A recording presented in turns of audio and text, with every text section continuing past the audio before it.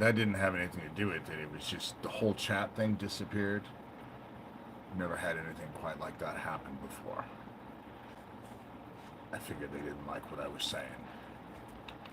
Um, who knows what's going to happen with regards to myself. Um,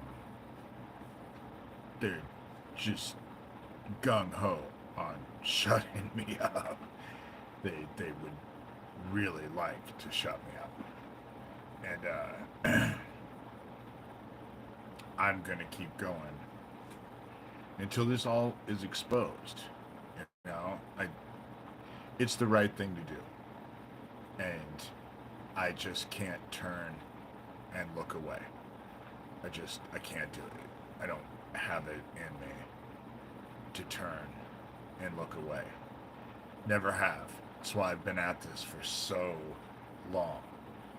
That's they can say whatever they want about, oh, he's crazy, but a crazy person couldn't have stuck with this with the tenacity that I have. Crazy people are all over the place. You know, they may have, but I've been pretty directed with all of this.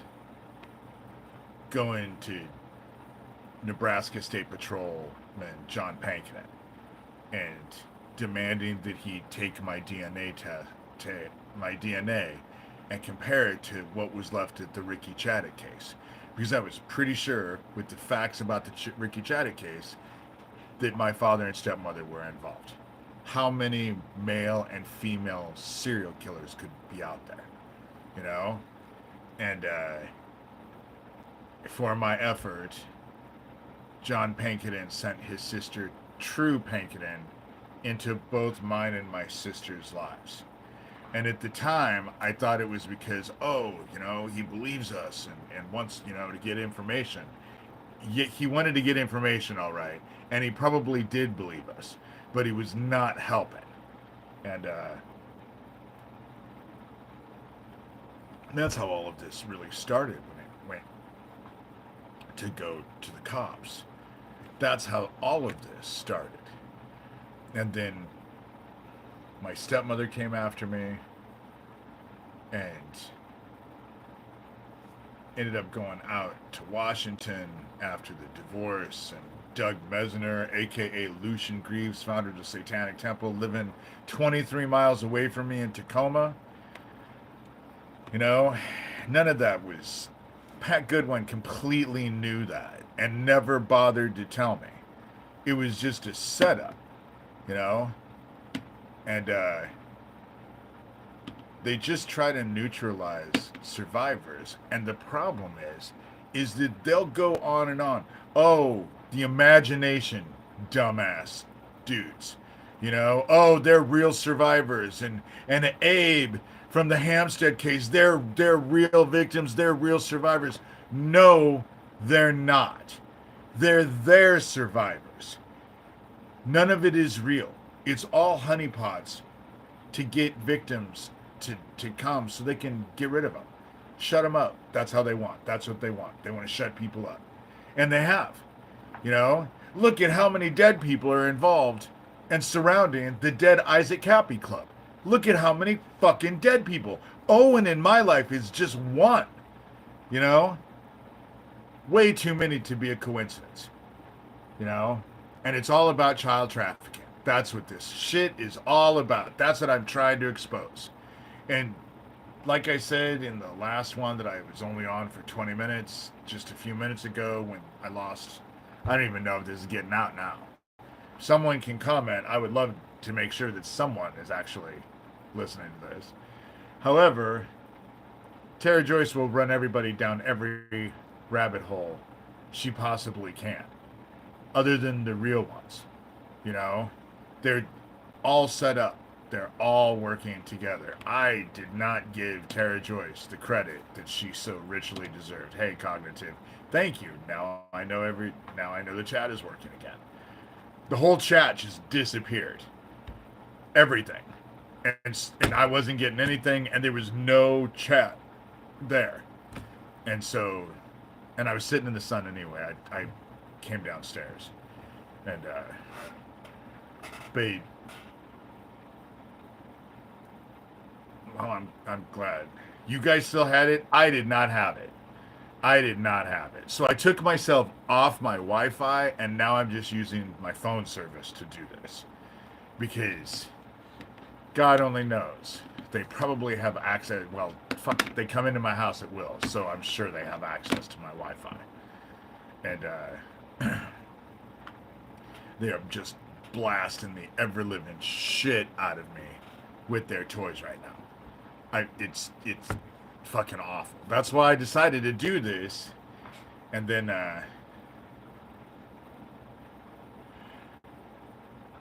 Paul Bonacci, if you're the real one, dude, you do not even want to come. Nobody even knew who you were, Mr. Paul Bonacci, and what you and Troy Bonner, who was a Bear boy, because I knew him through Alan Bear, what you did was surround that Alicia Owen and shut her up, because she was the key to breaking all of this.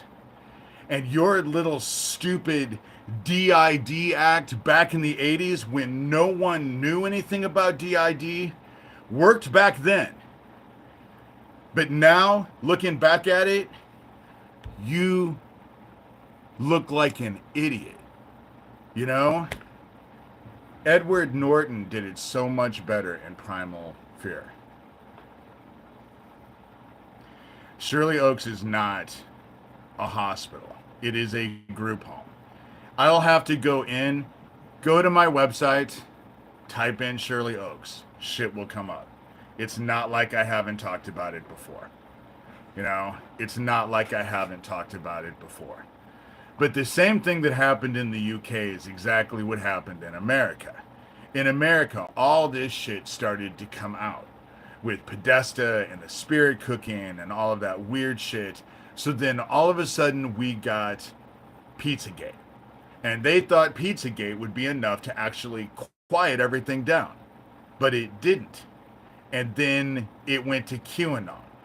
Hampstead did the exact same thing. Because there were lords that were getting busted for being pedophiles. But they didn't want to go after them because they said they were so old.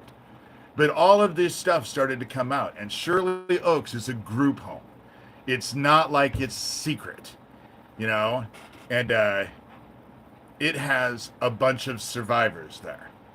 And hundreds of survivors who have come together because they're all saying the same shit. That's the reason why the Hampstead case came out. Because now in the UK, whenever you talk about this shit, I'd be willing to bet the Hampstead case gets referred to it. You know?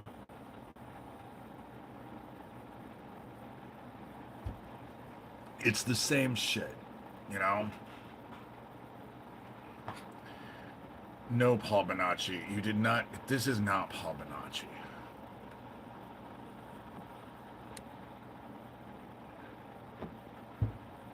Not playing games.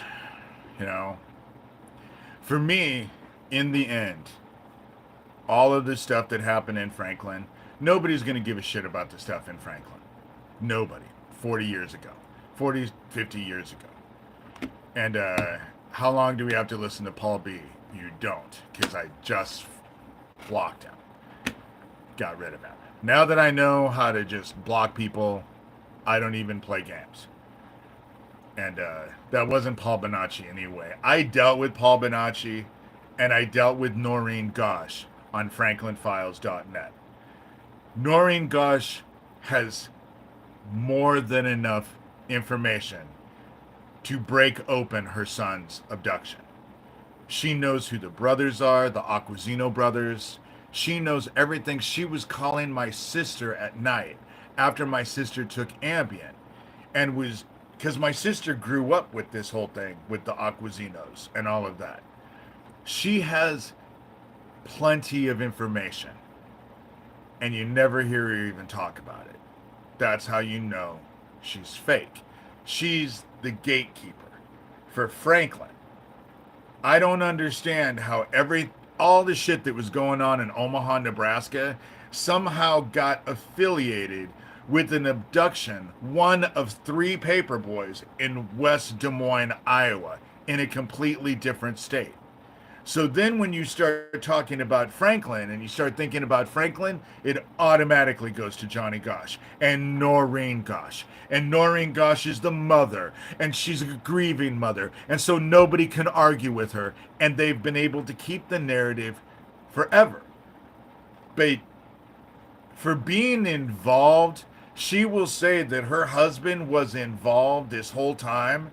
But what I see is since her son's abduction, she's the only person who's been involved.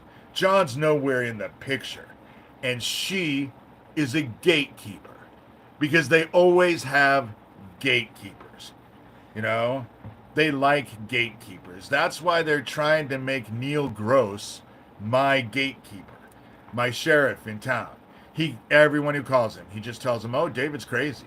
David's crazy," you know. And so they just, "Oh, well, Neil's the sheriff," and so he's, you know. But things aren't going well for them anymore. Things are starting to take on an entire life of its own, and I'm not running around and dealing with Tara Joyce all the time. I realized today the hag has hardly any followers anyway. And anyone who wants to follow her, I don't want them to follow me.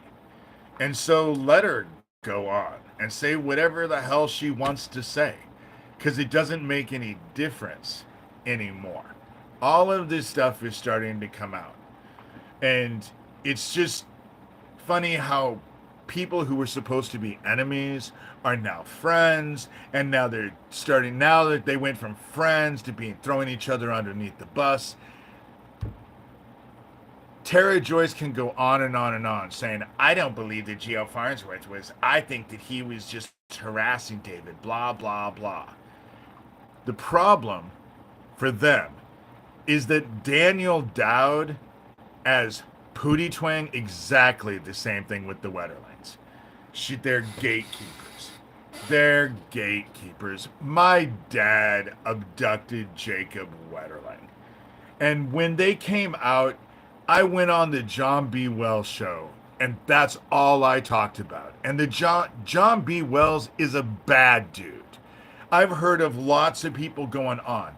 He's an information taker. He sat and let me go on and on for 2 hours about Jacob Wetterling. And then less than 2 weeks after that interview, a 28-year-old cold case that they couldn't solve suddenly was solved with a perp, a confession, and a body. Less than 2 weeks after my interview on the John B. Wells show. The problem is that the abductor pics changed. So now, yes, the abductor pics do look like the dude that's in jail, but they look like what he looks like now, pretty much. So the 20, 30 years that he's been in jail hasn't aged him, and the story became stupid. Then they said it was at 9 o'clock at night in Minnesota, and the dude supposedly had a stocking over his face now. That's how... No, he's not. The dude was never charged for Jacob Wetterling, and he's still in jail. He was in jail. He's never getting out of jail, and they never charged him. That's the reason why Timothy Homseth caught my attention, because Timothy Homseth is the one who emailed me and told me not only was the body not Jacob Wetterling's, the bones they found weren't even human. And that's why I got interest in Timothy Homseth. But now I stopped dealing with him soon after, because he was just, to be quite honest, I thought he was a bad guy, because the things that he was doing and saying were so weird that I just, and what difference did it make?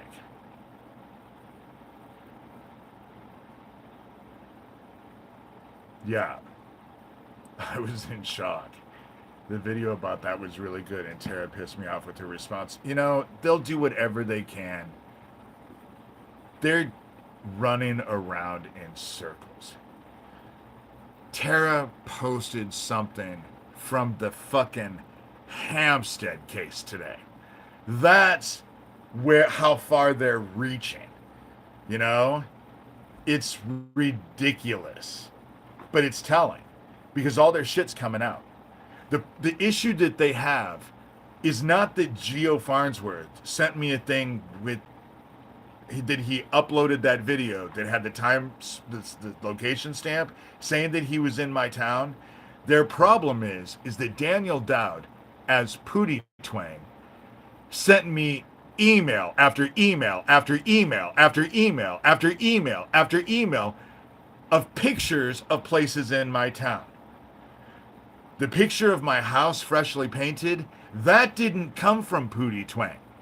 That came from the Andy Villa account. Because Andy Villa was the one who sent me a picture of my house.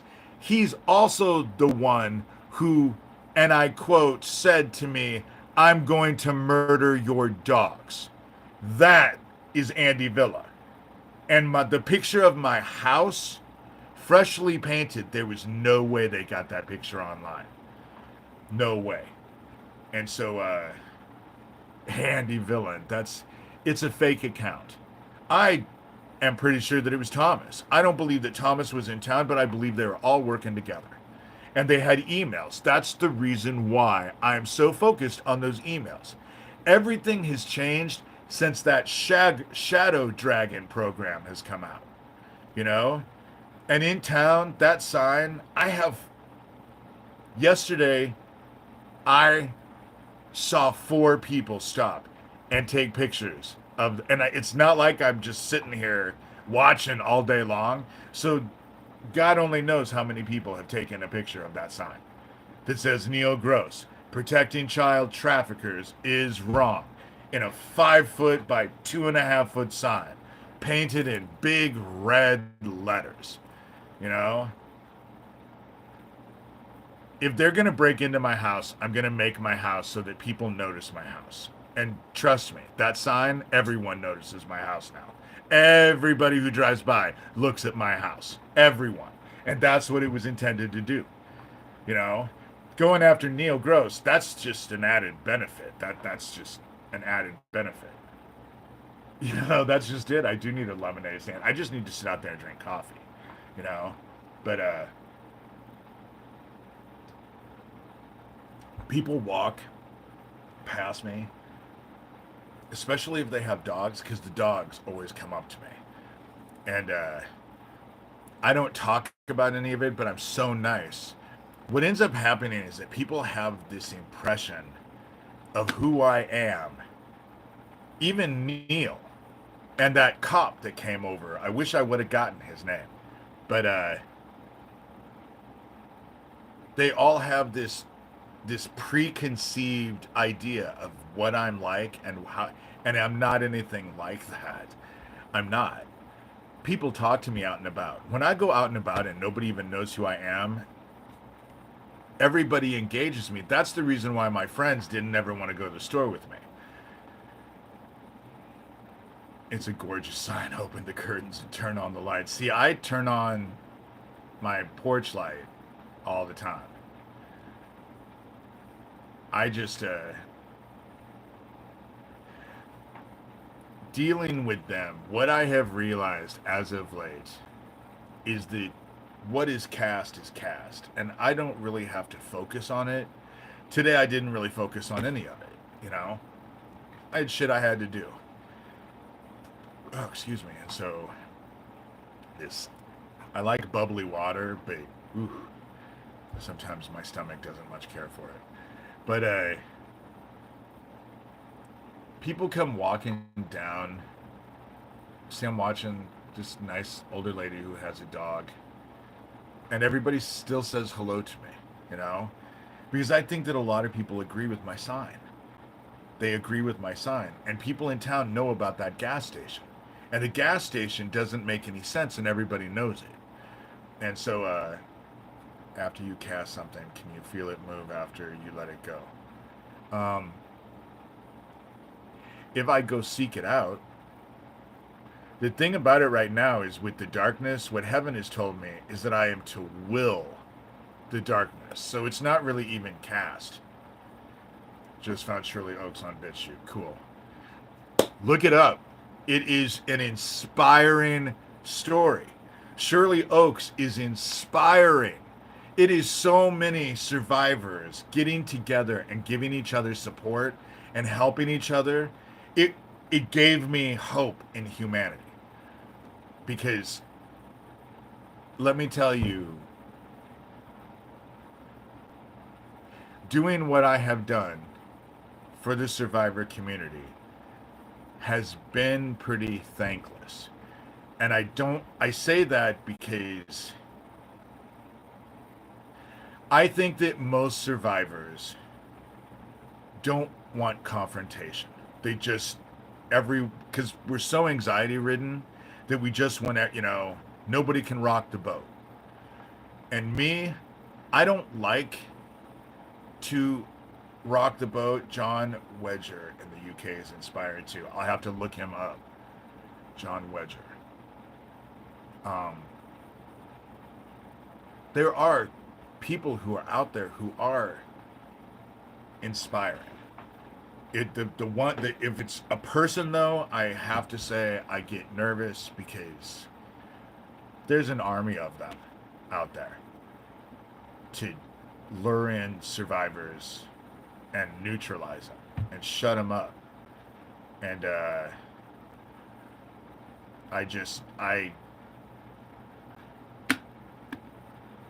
just, they're right. I am jaded. I am. Because I have been at this for so long and have seen how it works. I've seen how it works and what they do to people. And I've also, and I will say, it is been quite painful watching people just watch and then look away. When after Isaac Cappy died, I got into a fight with this dude because I said, well, now that Isaac is gone, everyone will just go away and forget about everything. And the dude was just like, you don't know what you're talking about. You must be controlled opposition. This is it. This is the rallying call. We're all gonna stand. And 4 years later, here I am. And guess what fucking happened? Exactly what I said was gonna happen. It's great. It sounds wonderful when people are like, this is it. We're gonna take a stand. But then they find something more interesting to do and off they go. And then it never, I sent you a message on Twitter. I love having you. Demon Saki, I love having you on Twitter because I love being able to send stuff to you. If anybody wants to, if you want to keep up on this stuff, join me in Twitter and send me a message. And I'm blocked on Twitter. I blocked you? Are you just blocked on Twitter totally, or... Because that's weird, Cognitive. But then I will say that people were getting blocked on my account, and I wasn't blocking anybody, because for the longest time, I didn't know. Oh, prior to Elon. Okay.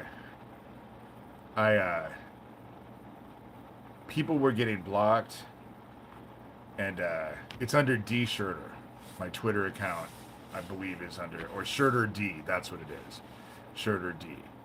And for a while, they just,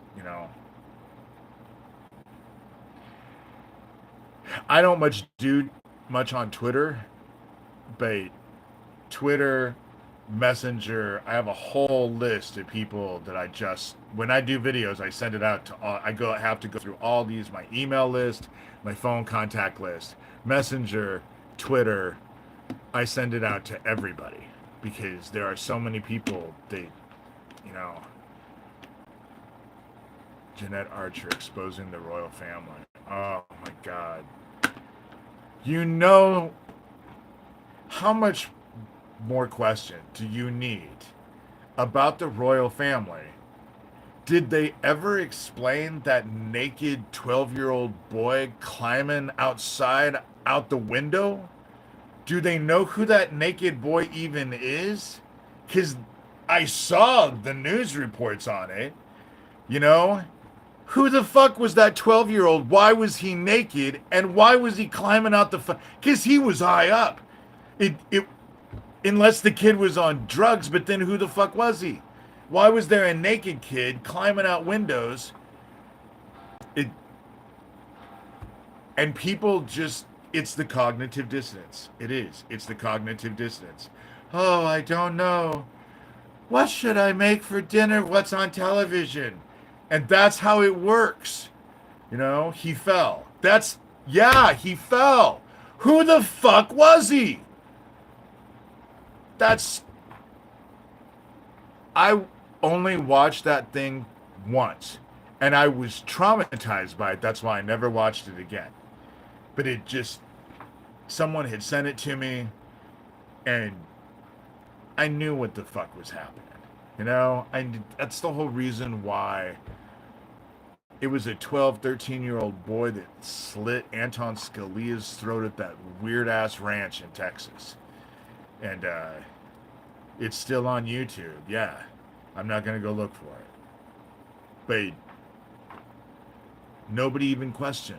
You know, it just got lost in the news.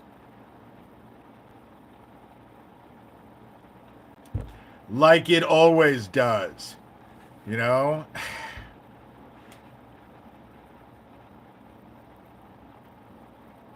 I'm just... But with the stuff that I'm involved with, I know that it's all being investigated. I know they're all looking into it now. Because I had been at this for so long and did not realize that a lot of the people that I was dealing with, the shit that I associated with Doug Mesner and all of that, were all involved with Isaac Cappy and all of that shit. And Isaac Cappy was involved with the, I hate to say it this way, but the cream of the crop with all of this child trafficking. Because this group is so organized, but a bunch of goddamn dumbasses. Because they're not used to anybody calling them out. They're not used to anybody fighting. When they do their shit, what ends up happening is that most people run. They try to run away. But I ain't fucking running away. I don't need to run away now. And so I'm calling them out. And they don't like it. And tough shit. Tough shit. They should have never fucking come in to my town and bragged about taking out Owen. They should have never fucking done it. Bad move. Because that, about everything else, has just... It's kept me angry.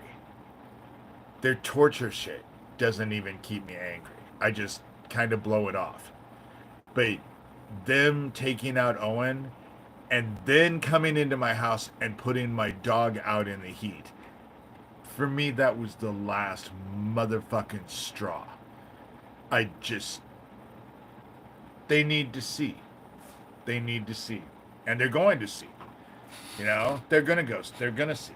And of course, fucking Tara Joyce is doing what they always do. They always fucking start the shit off as jackals. You know? Excuse me. They always start off as jackals.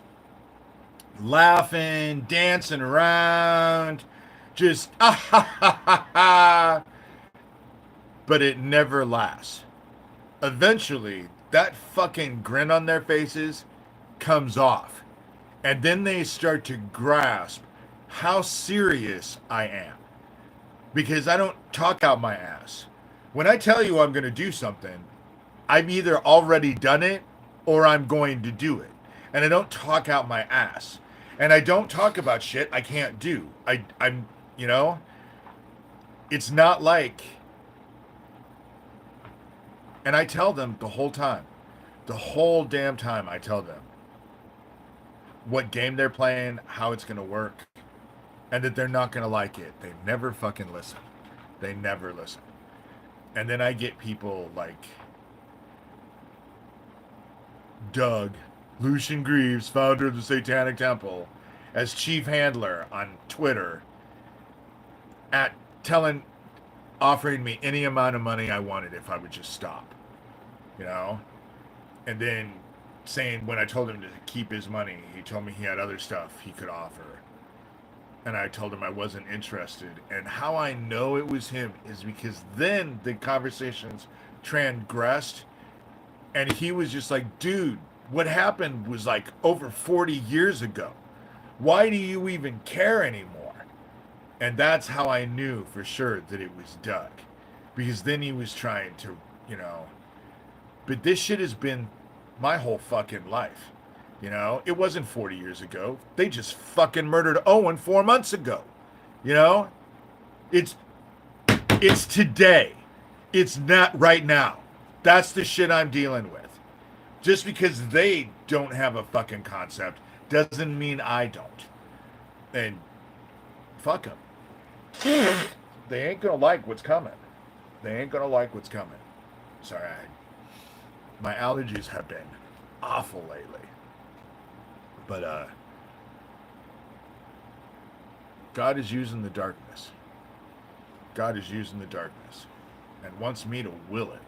Because I know who the people are and I know the games. And I, you know, and I was trained. It's not that I am, Abraham called me a sycophant, I think. And Michael Aquino. I'm no fan of fucking Michael Aquino, obviously. But the shit that they trained me to do works. And he was brilliant. You can say whatever the fuck you want about Michael Aquino. He was psychotic. He was fucking evil incarnate. But he was bright. And, yeah, these goobers have no idea how to work with a serious, honest man. They don't have a reference point. They don't. They don't. And spiritual gifts come from heaven. Right now, I'm able to do what I'm able to do because heaven is allowing it. Well, heaven's more than allowing it. It's basically forcing me to do what I'm doing. But when it is no longer necessary, heaven will take it back. The shit's not mine. I don't own it. It's I don't have claim to it. It's, you know, one would have to be to do what he did. Yeah. Aquino was brilliant. Are you like the angel of death in a way? Death is coming. What I am, how heaven refers to me and has referred to me over and over and over, what I get all the time, the word that it's used for me is the darkness bearer. I bear the darkness. And the darkness is what heaven is using to separate the wheat from the chaff, and the darkness is claiming the chaff. And so I just have a real problem with people who use others to extend themselves.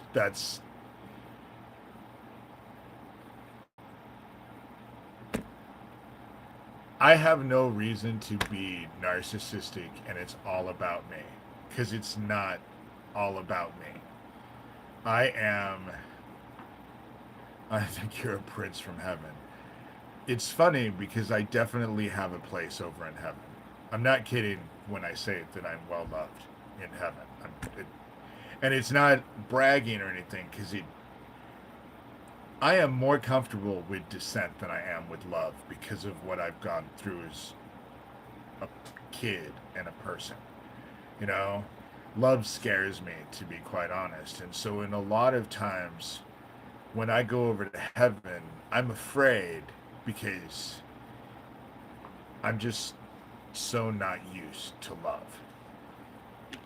Celestial royalty is scriptural. I just know the heaven expects a lot out of me. It requires a lot. And that's what people would say. For me, the fact that heaven is even willing to use me, I am totally honored by. I I don't care that they're torturing me with their machines. If that's what heaven needs from me, then that's what heaven needs from me. And I am honored that heaven has a place for me in this, and I get to serve, that I get to serve the word. I really do like serving. I like serving people. I definitely like serving heaven. And I don't, right now, I have a place, but I would be just as fine just being a nobody, you know? It's just because right now it's difficult what I'm having to do. Is the darkness is claiming the chaff so that you are part of the delivery system. Yeah. Served on the rage of injustice. That's just, that is what has fueled my rage. Is they will say that I haven't helped any kids. But what they don't realize is what got me involved in all of this and what has fueled me is because of the kids. The kids that didn't make it out. The kids that they murdered in Hummel Park. The kids that they were murdering in that hunting shit that they were doing at Bohemian Grove. All of the kids that they threw out of my fucking dad's airplane. Those kids matter. Those kids fucking matter. And I don't care if anybody doesn't know who they are. I was there. And they matter. And sorry, when I start thinking about it and focusing on it, you can see what happens to me. It just pisses me off because it's like nothing matters and the shit that they went through never mattered. And, you know, that dude that my parents made me light on fire, like he didn't matter, you know? He was just trying to find his little girl that my fucking dad took, you know? And they all matter. They all matter. And fuck these fucking child killers. That's how I feel. I don't have love in my heart. That's the thing that I have, having to deal with this and being told that I have to focus the dark and start willing the dark. I'm afraid that it will change me because I don't think I have any love in my heart for these motherfuckers. I don't. They've hurt so many people. All I want to do is hurt them. That's all I have ever wanted to do, was hurt them. You know? When Scalia ended up dead, I went out and celebrated that night. And then, after talking to my sister, so did she, because she hated him too. Fucking mean-ass pedophile. But he liked boys. And so, that's just it. And they're fighting to, so they can keep it up. So they can keep doing it. You know? You're the messenger to them, delivering the wrath of heaven. That is so true. Because I am told that's the reason why, as of late, when I started talking about Isaac Happy, with the spiritual stuff and the stuff that I've been able to do, I've kind of dipped my toe in the water throughout the years, but since I've had to deal with Isaac Cappy, I mean, so to speak, I've had to come out of the closet because now I just talk about it. I talk about the spiritual stuff and the stuff that I know about heaven. The fact that all of heaven is here right now. They wanted a war with heaven. So now heaven is blessing them with a war. That's heaven's giving them exactly what they wanted. It's just be careful what you wish for. that's just be careful what you wish for, you know? And it's probably not a good, when we were told that it is better to tie a fucking millstone around your neck and drown yourself in the ocean than it is to hurt a child, heaven wasn't just speaking out its ass. Heaven, that those words weren't just said for no reason. And all that energy, that never doing whatever you want to do and never paying a day's price, that all was great while that happened, but that energy only built as a group because it couldn't go anywhere because you wouldn't allow it. It never got it. It was never able to blend, and energy always wants to blend, so it just built as a group from your very beginning.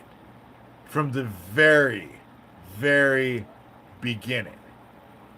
Every child you've murdered, every act of atrocity that this group is involved with and has never paid a day's price, all that energy on the other side just built up. And so in the end, I went to the other side and sought out that energy. I wanted to see where it was. And what I came to was a wall. And this wall was terrifying because this wall has no top, no bottom, and no sides. It is a wall of infinity. And each murder is a brick. And there's it's an infinite amount. And I took all of that and put it in the darkness. Because they're going to they're going to reap what they sow. Their group has sown all of this. That's why I tell people there's only two sides to this. You're either on God's side or you're on the fucking devil lover's side. There's only two sides. And the devil lover sides, they like to fuck kids. So think carefully. Do you think they feel a slow growing fear or are they too arrogant? I think they're arrogant, but I also think they're starting to get scared. How can murder not sicken them? It's out of my comprehension. When I was younger, especially, I had a hard time sleeping because of my dreaming. You can't understand how many nights I would go to sleep and all I would dream about is children screaming. Boys screaming. And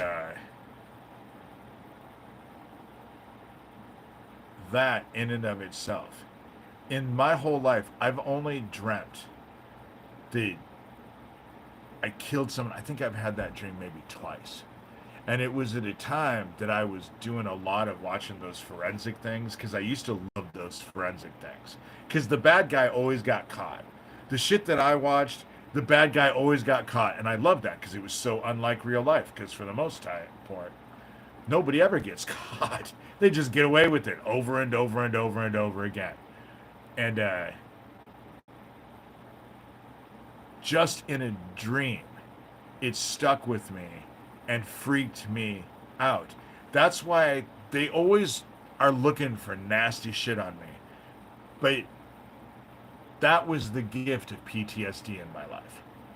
Because if I was out there doing all kinds of nasty, weird ass shit, and I had to constantly worry that the police were going to legitimately break in my door and take me off to jail, the stress and anxiety that that would cause, I'd be one of those dudes walking around naked, muttering to myself in town.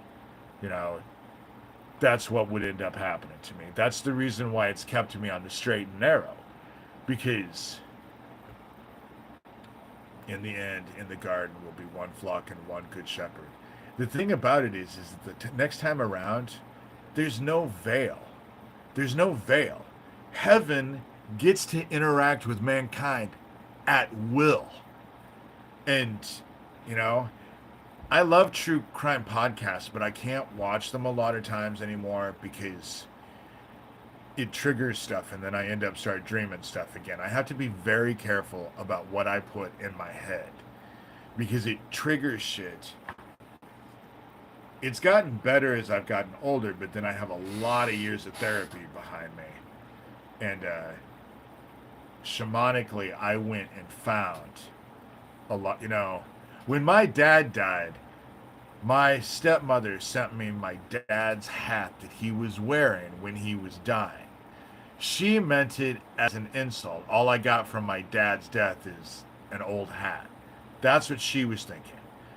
For me, as a shaman, sending the hat that my dad was wearing when he was dying and trying to come to terms with trying to amend the shit that he did, it was way too late.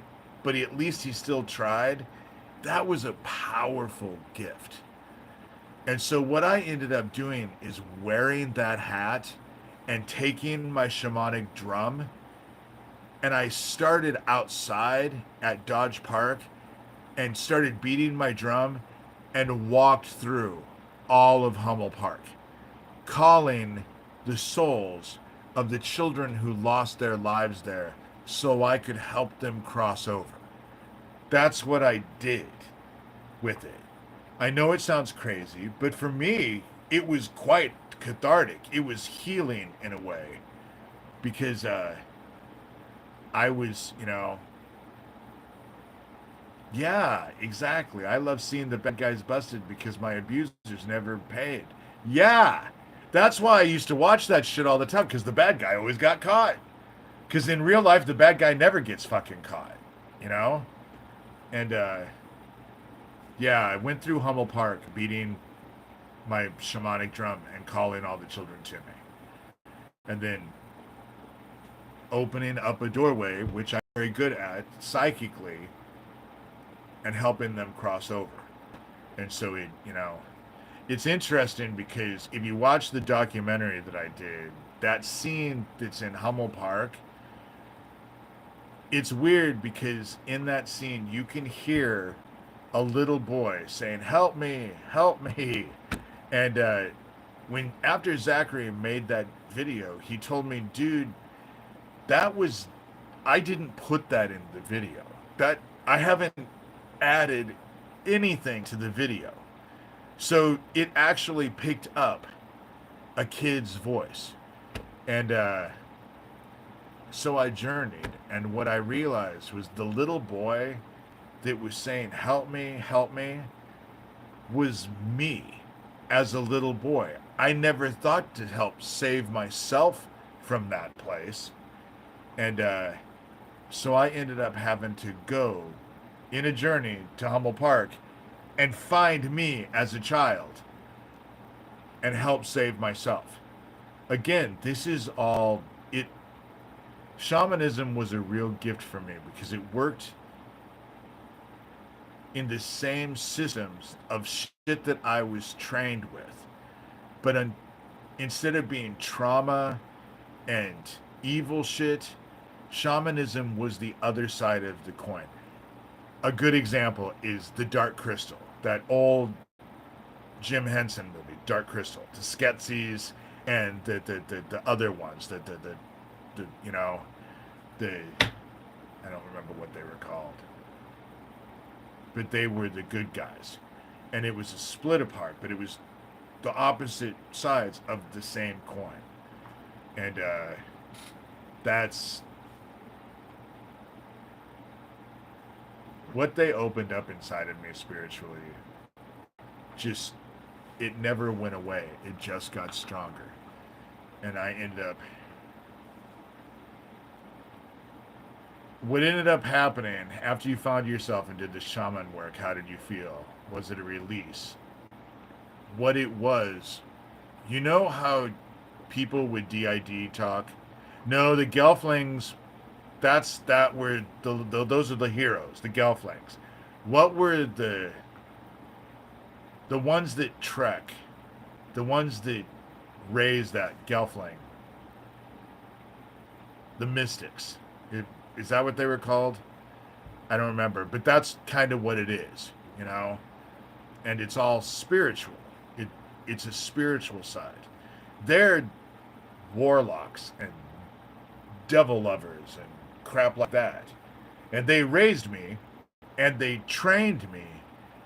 But I realized in this whole process that they weren't the only game in town. There was another side. And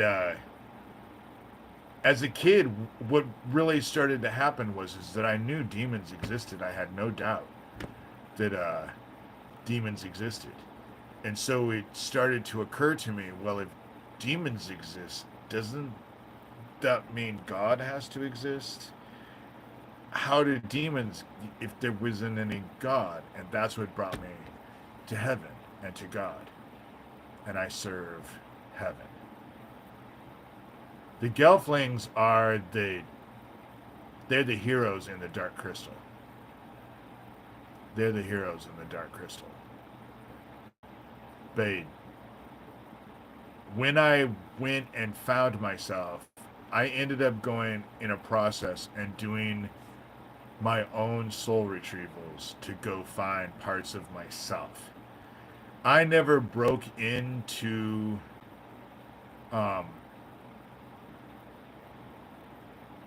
would be willing to bet they're screwing with this. Is anyone experiencing their video being off, like it's lagging when I'm speaking? The words are lagging behind, like it's not matching real time. Yeah. Been on here about an hour. They don't much care for the stuff that I talk about. And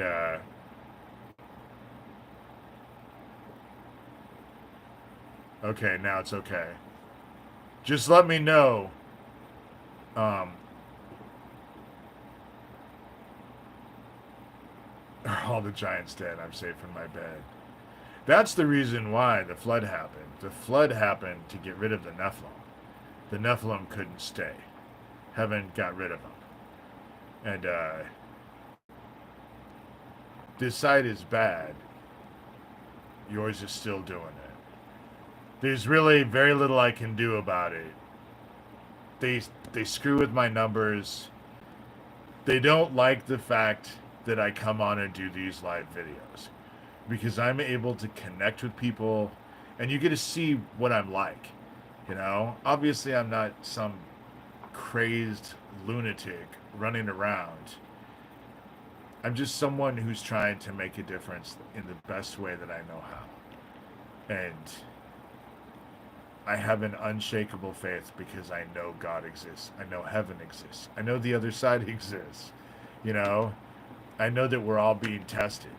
And I know that my job right now is to try and help people keep as much faith as they possibly can so that they can help other people. And I'm just listening with my eyes closed, tired today. A lot of times when I watch my videos, because sometimes I just want to hear what I said, I don't ever watch myself. I just listen to the words. Because you're connecting with a lot of people, and the more we are, the stronger we are. That's just it. The more we are, the stronger we are. And it's about all of us as a whole. It's not about one of us. It's not about me. It's not my movement. I'm just a cog in all of this, you know? But I'm supposed to help other people You have a pleasant voice. I've gotten that a lot.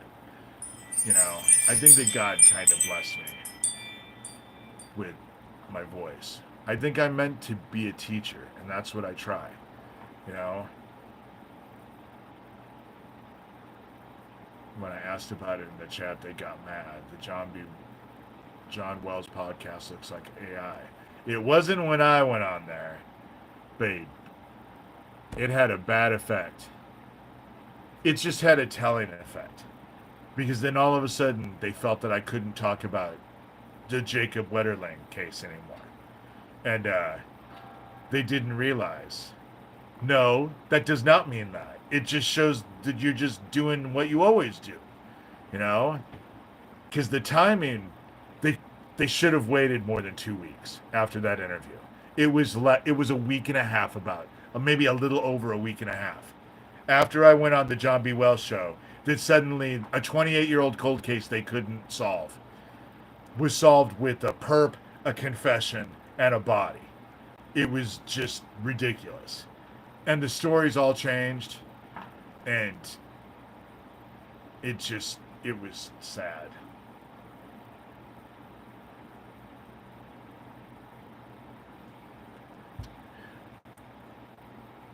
Invisible disabilities that make me tired and slow thinking. Doesn't make them any less disabilities. And the thing about it, with a lot of survivors, is that a lot of us have disabilities, especially as we get older. Because the stress that we went under as kids, that took a long time as adults, if we even got over it then, causes havoc on the body. We all have something to offer. Everyone has something to offer. You know, never underestimate anybody. There were three, and it looks wonky. I will look at it. I haven't gone on there. Yeah. The trauma makes us disabled. I'm disabled now. I get disability, you know? I get disability because the anxiety, that's the reason why they do the shit that they do to me. Because it keeps me in a constant state of agitation.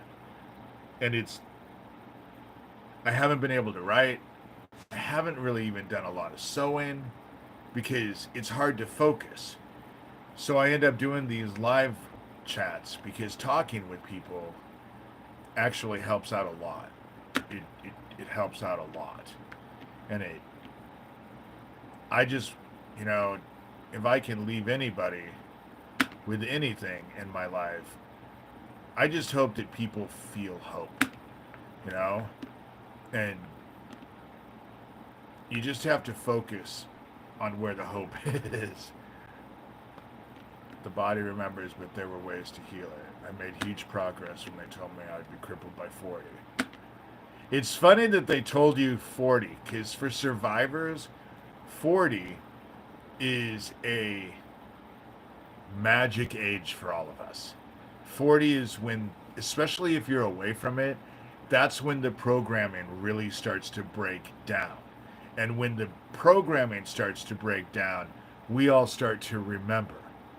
That's the other reason why I don't believe that David Hall is a survivor.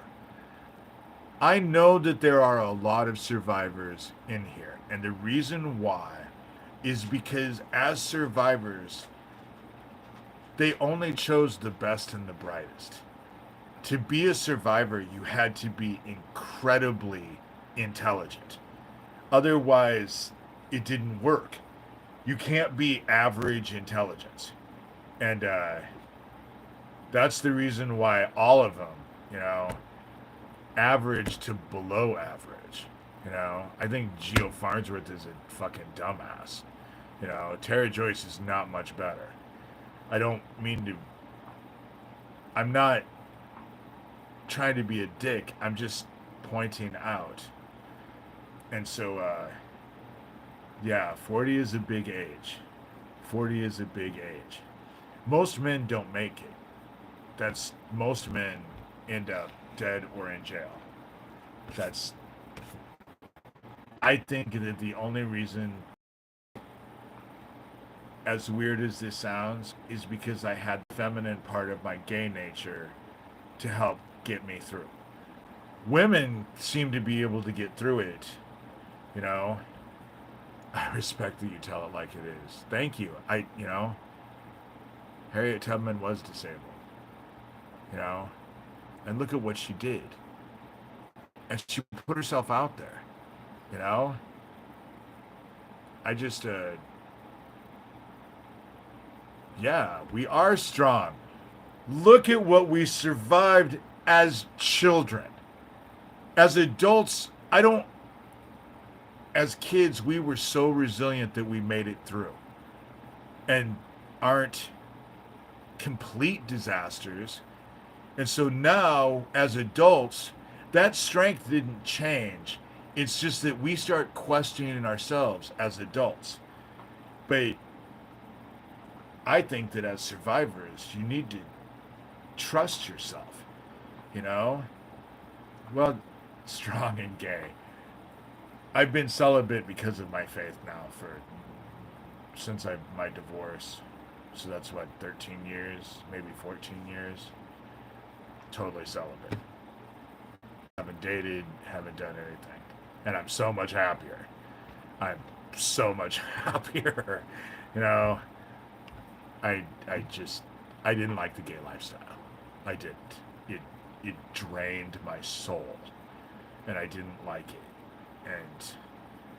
But then again, I'm not self-loathing.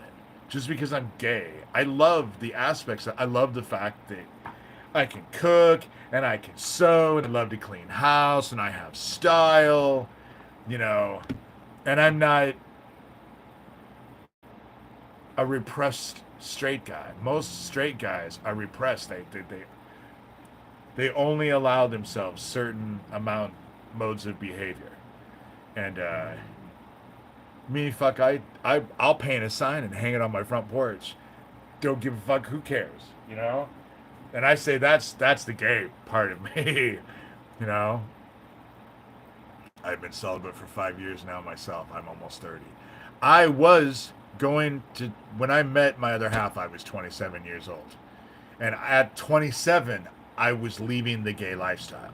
The only reason why I went back in is because my other half, who I fell very head over heels in love with and loved, would have stayed with him till the very end, to the end of time. As bad as it was, I would have. But he wanted to be free, and so it was good. Cognitive, be safe. Would you stop? I'm not giving you a treat. But I just hope that people end up getting hope. And survivors, it pisses me off because we're all looking to be saved when really we have to save ourselves. And it has been my experience that survivors who are actually able to overcome what happened to us as a kid had a lot to do with the teachings of Jesus Christ. I know that might be controversial, but and at one point in time I would have fought too. That's why I called myself the angry atheist in my book, because I hated God, blamed God for everything, blamed the Father for everything.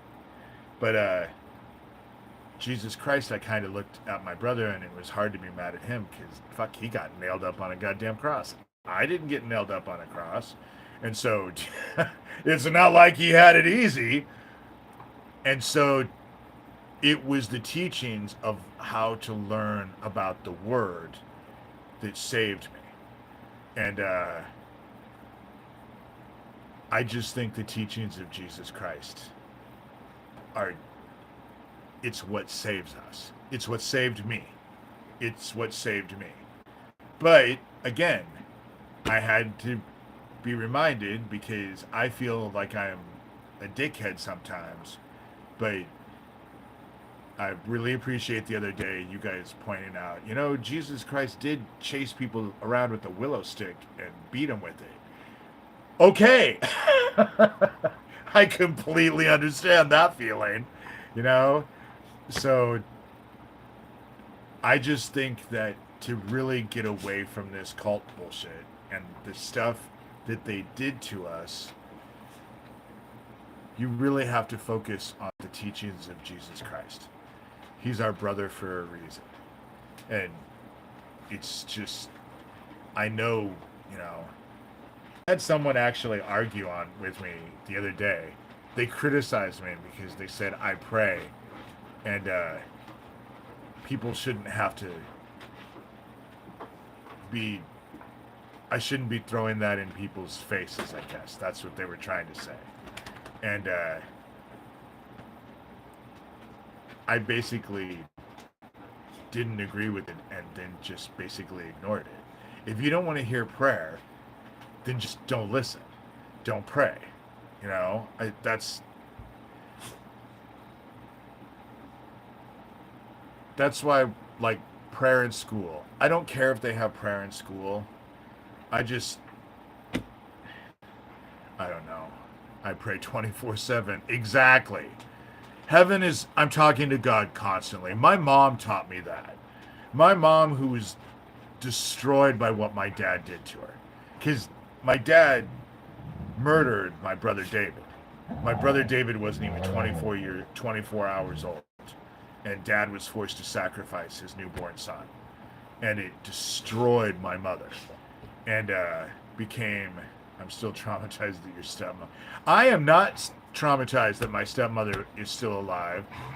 I'm actually quite happy because I wanted to be able to send the darkness to her and let the darkness play with her for a while before she died. And when I thought she was dead, I felt like I lost out. And I have not lost out. And so I'm quite content that she's still alive. I'm just glad I know about it because I didn't for a long time. But if you have love in your heart, if I sent you the dark and you have love in your heart, the dark can't do shit to you. It can't come inside of you. It can't influence you. It can't do anything to you. That's why having love in your heart is so important. Because the darkness is doing it all on its own. It's not like I'm doing it to each person. It's just that, yeah, my abuser is fat and happy, but insane and alone. Yeah, and they're not happy. Abusers are not happy people. The meth heads that are next door, that are doing the shit that they're doing to me, they're not happy people. They're not happy. They just don't know how to be happy. And the problem is that they're so unhappy that they want everyone else to be unhappy too. That's the difference between going to Sewer Town and listening to their bullshit and coming here and listening to mine. I would hope that when I end up stopping my podcast, you guys actually felt uplifted and felt like better to go out and do something. Whereas their shit is so negative and constant, and they all laugh and giggle and think it's funny and don't realize how fucking petty and pathetic they are. And they derive power from hurting people. That's how they feel powerful. I don't find power hurting people. I find a better sense of myself trying to lift people up and help them any way that I can. And generally, sometimes you can't do that, but you don't know until you try. And I'm not saying sacrifice yourself, because you can't save someone who wants to drown. I'm not saying to go out and try and save everyone you can, but being a good person and helping people and caring about people and letting them know that you care about them makes all the difference in the world. And it makes a difference with us too. When we do it, it changes us, not just the person we're helping. And that's the whole reason why scripture says to go do this, because it ends up changing us while we're doing it. And I find power in dark humor. Yeah, me too. I can be, especially when I'm angry, and it really irritates me when I'm angry, because I end up making my friends laugh when I'm angry. What I've gotten told over and over and over is I'd make a great angry comic. Because the things that, when I'm angry, the things that come out of my mouth end up making everybody laugh. And it pisses me off because I'm not laughing. I'm angry. But I end up saying stuff in such a way that I end up making people laugh. And then eventually it ends up making me laugh. So you can't stay angry. You can't laugh and be angry at the same time. It just kind of doesn't work that way. And so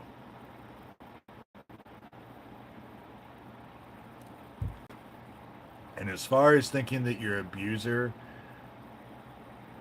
is happy, he might have a smile on his face all the time, but take a good look at his eyes sometime. They always have this fucking dumbass smile on their face, but there's no smile in their eyes. It's not real. It's a mask. They're wearing it for other people because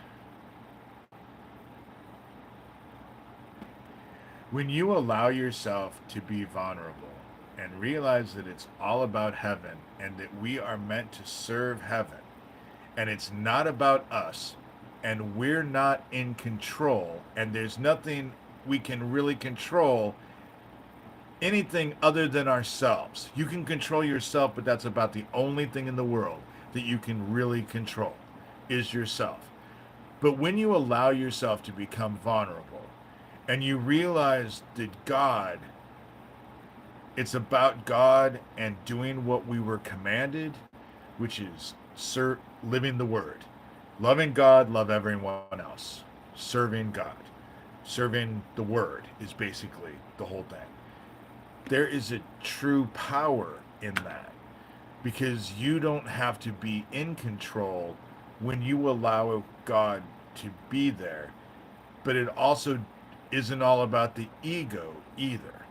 You know, it's, and we're all reflections for each other.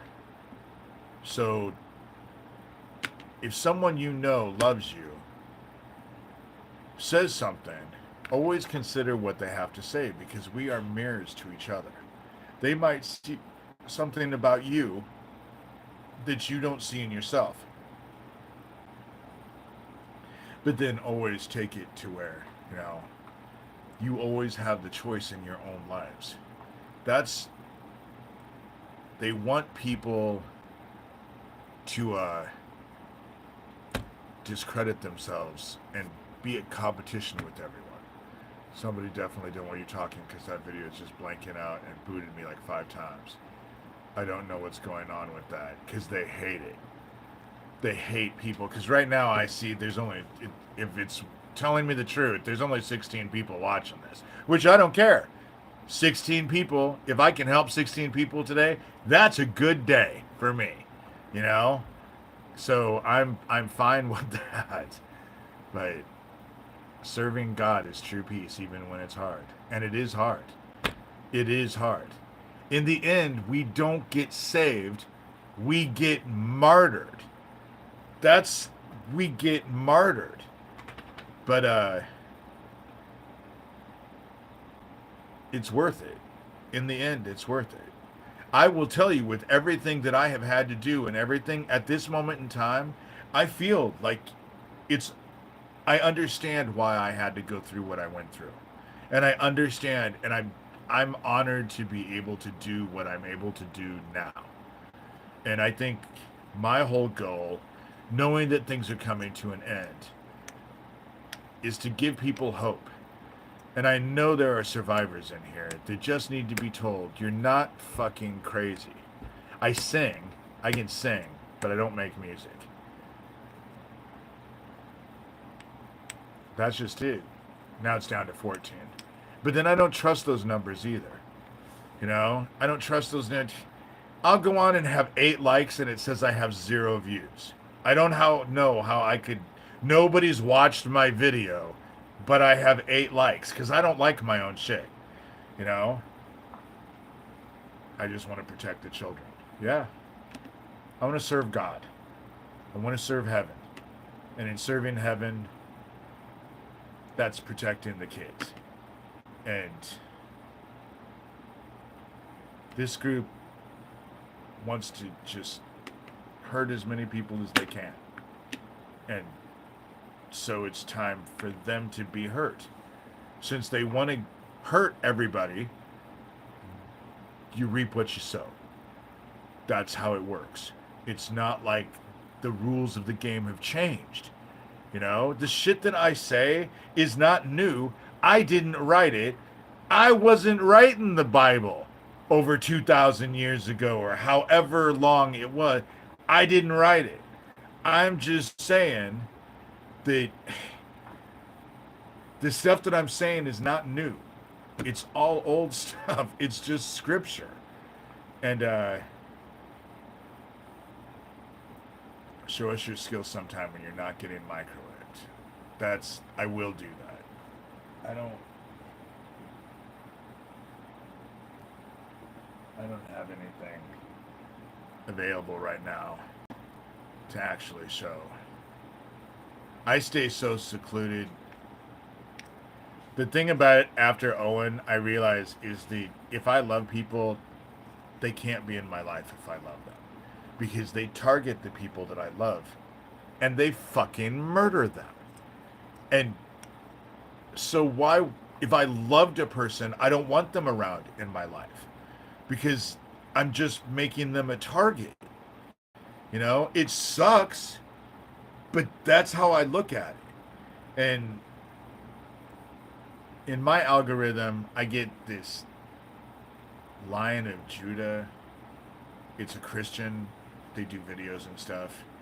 And I just watched one where it says that God's chosen always end up being alone. And love the cops.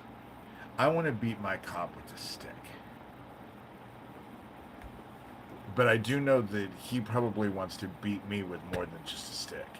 Because I seem to be rocking the boat quite hellaciously right now. And so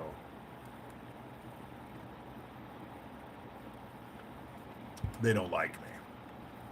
I don't care. Greetings from Poland. Greetings from Poland. Poland is one of those places that I would love to go see too. I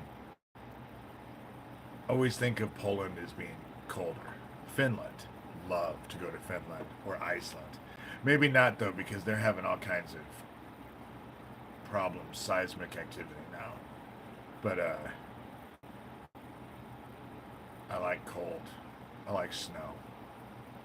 I like cold. I like snow. I like cold. With that said, I think I'm going to pray and I'm going to get off here because I did 20 minutes before and now it's 1:18 on this and my dogs are right at me. I know damn well they don't want to go out. They're so, because they broke in and just kept feeding my dogs peanut butter, now my dogs are focused on food in a way that they never used to be. And, okay, cognitive is here. Let me pray. Father, we come to you with open hearts, grateful. I'm so grateful that I love doing these live videos, that we're all able to get together and just glorify your name, glorify heaven. I know that there are survivors out there that actually hate the fact that I talk about Jesus Christ and the teachings of Jesus Christ. But you know my story. You know that when I went and started studying, I had every intention of ripping it apart and tearing it apart. And what I found in doing so was that I couldn't tear it apart, that it was perfect. And I'm just so grateful that we have a pathway that's written down to show us the word and how to achieve living the word, which is what we're supposed to do. These days are difficult. They're really hard. They're hard for all of us. The gamma radiation, the heat, everything is just, it feels oppressive right now. But I know that we're called to faith, being sure of what we hope for and certain of what we do not see. And I know that all of heaven is with us. And I really feel that the people that are reaching out now, especially the people that I'm reaching out to, are to be leaders. They're to go out and lead others in their own ways. And I hope that you help them find that path, because that's why I do these live videos. I think that I'm calling forth your army of us that are from heaven, that are here to help in these days. And even though it sucks and I complain and bitch a lot, I'm grateful that I'm able to serve and that you have a place for me. And I think we all feel that way. Help us to stay true to our paths. And I say these things lovingly and just full heart in your son's name, Jesus Christ. Amen. Sometimes my prayers are,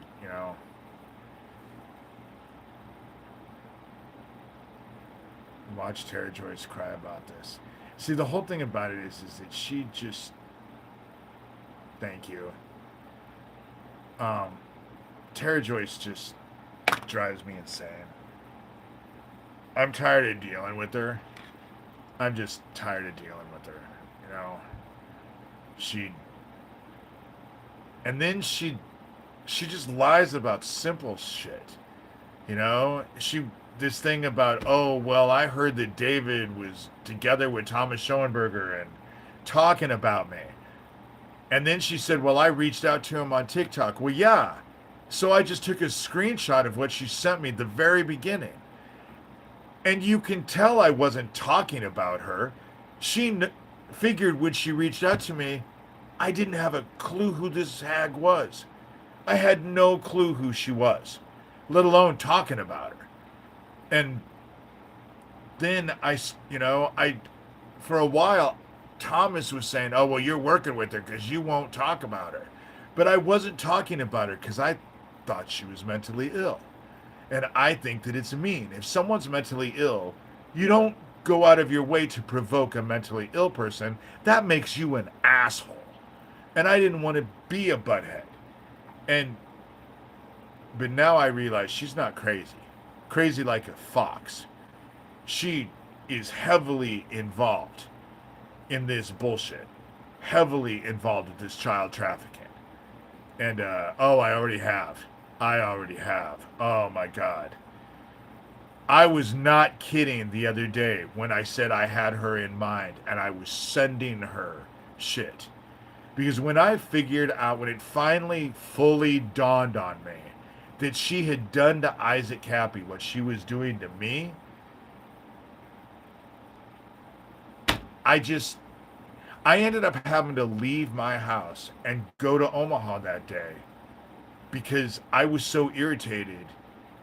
And when I send stuff out like that, it's not a good thing. If I'm focused on you for the whole day, it's not usually a good thing because I only do it when I get angry. And the darkness senses my anger. I'm completely connected to it, and it's connected to me. I'm not evil. I serve heaven. But the shit that I'm having to do is not pleasant either. And I am so glad. I am so glad, Cognitive, dude. And I got your email. I did. Thank you.